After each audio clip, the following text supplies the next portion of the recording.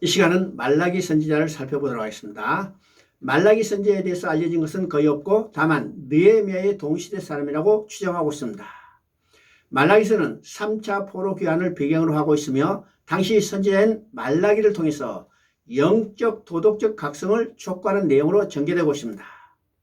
그러므로 1장부터 4장까지 걸친 신앙적으로 해이해진 백성들을 향해서 말라기 선지자는 계층별로 그들의 죄를 철저히 지적하고 있습니다. 그리고 메시아의 임재와 엘리야의 파송을 예언하고 하나님의 신성을 강조하며 앞으로 진행된 진정한 회복을 제시하므로 백성들에게 소망을 안겨주고 있습니다. 말라기서는 구약 성경의 마지막 책입니다. 그러므로 구약의 결론인과 동시에 신약을 연결시켜주는 다리 역할을 해주고 있습니다. 그런데 말라기서의 내용을 보면 느헤미야서가 끝난 시점에서 시작하고 있는 것을 보게 됩니다. 결국 느헤미야서는 구약의 마지막 역사를 보여주고 있지만 말라기서는 구약의 마지막 선지자의 음성을 들려주고 있는 것입니다. 그렇다면 말라기서의 중심 주제는 무엇일까요? 말라기서의 중심 주제는 변함없으신 하나님의 사랑입니다. 그래서 1장 2절에서 말씀하십니다. 여호와께서 이르시되 내가 너희를 사랑하였노라. 하나님의 사랑으로 시작하고 있습니다. 내가 너희를 사랑하였노라. 이 말씀은 과거에도 사랑했고 현재도 사랑하와 미래에도 사랑할 것이라는 사랑의 지속성을 뜻합니다.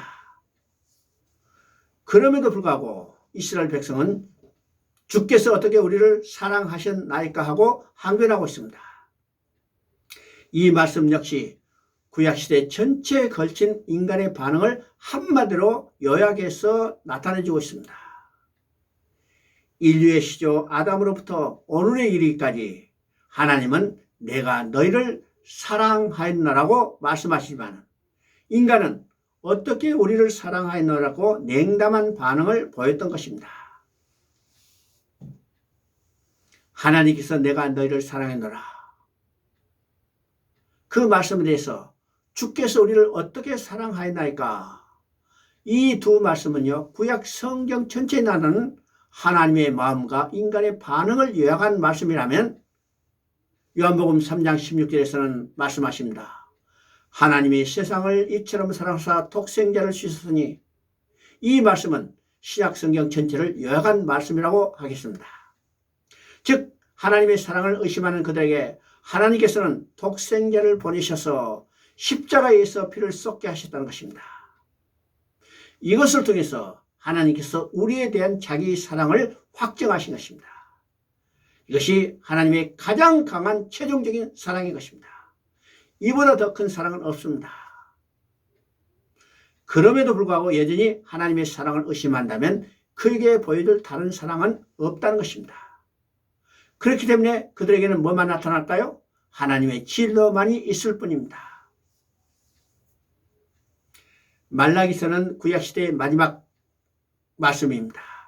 그렇다면 말라기 시대쯤 되면 그때 사람들의 신앙이 얼마나 성장했을까요? 성장한 게 아니라 오히려 곤두박질 쳐 있는 것을 보게 됩니다. 그래서 1장 6절에 말씀하십니다. 하나님이요 내 이름을 멸시하는 제사장들이라고 말씀하십니다. 제사장들은 당시 하나님께 예배드리고 백성들을 지도하는 지도계급들입니다. 그들이 하나님의 이름을 멸시했다는 거예요.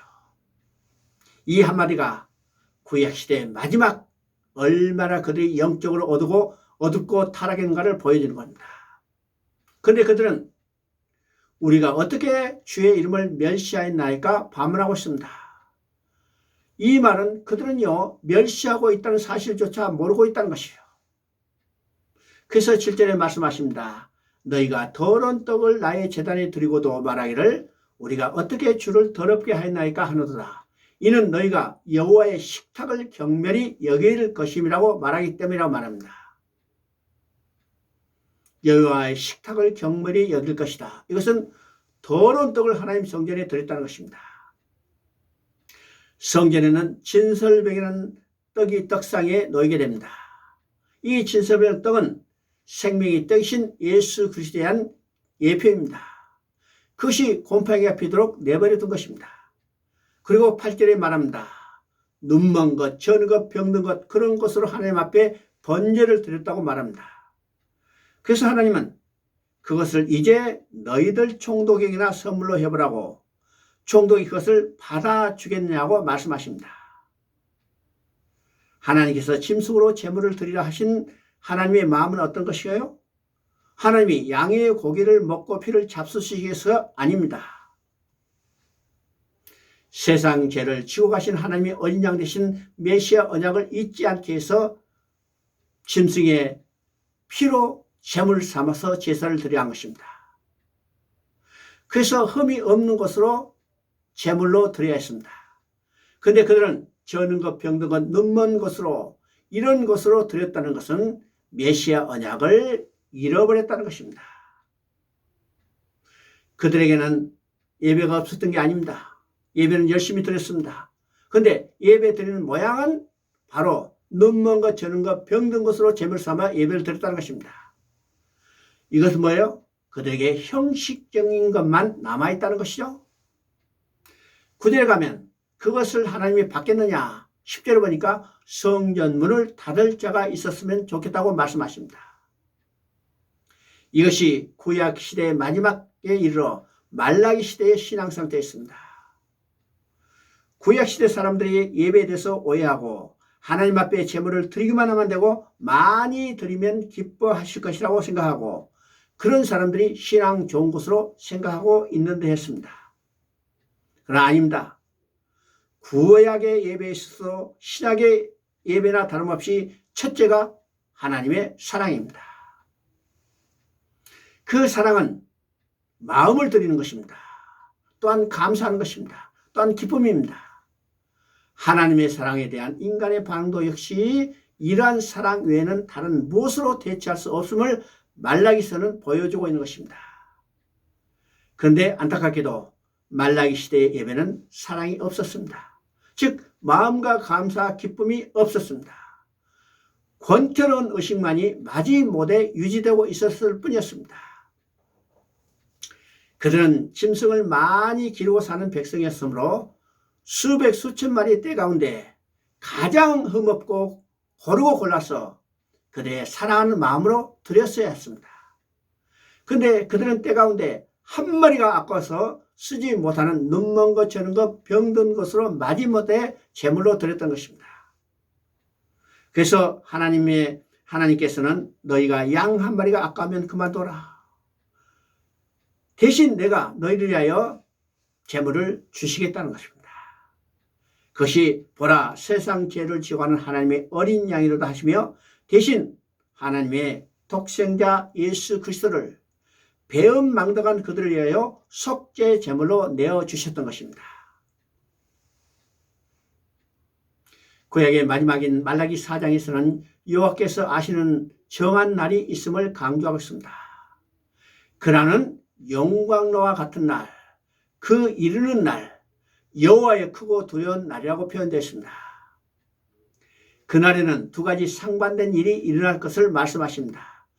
영광로 불같이 태우는 일과 의로운 해처럼 치료하는 일이 일어날 것입니다. 또 발바닥 밑에 재화같이 밟히는 일과 외양간에서 나온 송아지같이 기뻐 뛰는 일이 벌어질 것입니다. 그러면 말라기서의 마지막 말씀이자 구약 성경의 마지막 말씀은 어떻게 끝나고 있을까요?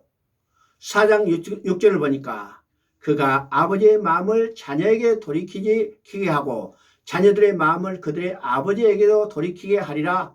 돌이키지 아니하면 두렵건대 내가 와서 저주로 그 땅을 칠까 하노라. 바로 마지막 말은 저주로 끝나고 있습니다. 이는 구약 내내 하나님께서 그들을 돌아오게 하셨으나 끝내 돌아오지 않는 그들을 향하여 선포하시는 하나님의 말씀입니다. 그렇습니다. 인간은 전적인 타락, 전적으로 부패한 자들입니다. 그러므로 인간 스스로 하나님 앞에 돌아갈 수 없는 저주받은 자들입니다. 그러나 구약 성경은 절망으로 끝나지 않습니다. 말라기서 와서 그 동이 터오는 것을 보게 됩니다. 3장 1절을 보면 언약의 사자를 보내주시겠다는 약속을 하고 있습니다.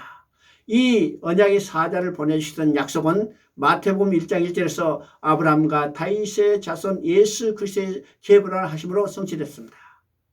또 4장 2절을 보면 공의로운 해가 떠올라서 치료하는 광선을 비추리니 소망의 예언을 말씀을 하고 있습니다. 이 말씀은 요한복음 1장 9절에서 참빛 곧 세상에 와서 각 사람에게 비치는 빛이 있었나니라고 함으로 응해진 것을 보게 됩니다. 그리고 길 예배하는 자와 선지자 엘리야를 보내주시던 약속은 세례 요한에서 성취된 것입니다. 오직 여기에 인류의 소망이 있는 것입니다.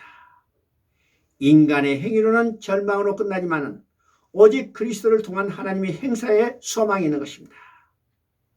선지서는 이것을 증거하라고 기록하게 하시고 우리에게 전해준 것입니다. 오늘까지 구약 성경 모든 것을 다 살펴봤습니다. 다음 시간은 신약 성경을 살펴보도록 하겠습니다.